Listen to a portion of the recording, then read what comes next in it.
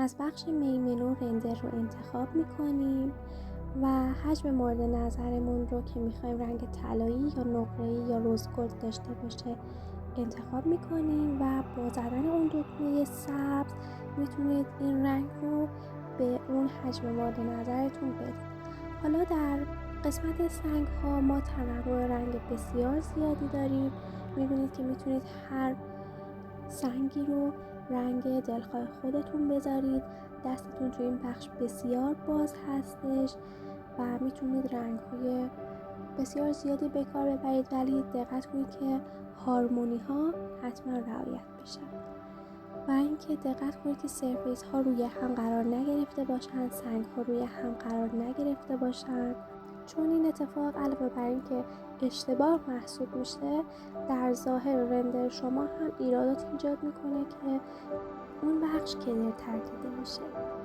خب بعد از انتخاب سنگ ها ما همیشه زیر صفحه رو قرار میدیم یه سرفیس و به رنگی که متناسب باشه. این باعث میشه که رندر شما جلوه بهتری داشته باشه. در ادامه سایز عکس رو انتخاب میکنیم و بعد از انتخاب همه با زدن اون دکمه شما میبینید که رندر شما به خوبی گرفته شده. به این توجه کنید دوستان که زاویه خیلی در این بخش مهمه. کار بردن رنگ های متناسب خیلی مهمه و هر زاویه میتونه به شما یک رندر متفاوتی بده.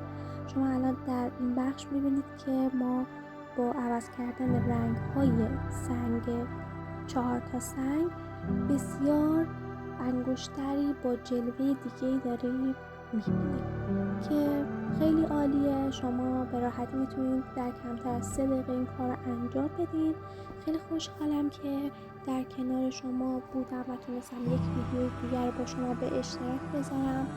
حمایت و سابسکرایب فراموش نشه. لایک و کامنت های شما باعث میشه که ما انگیزه بیشتری داشته باشیم تا آموزش های بهتری رو در اختیار شما قرار بدیم.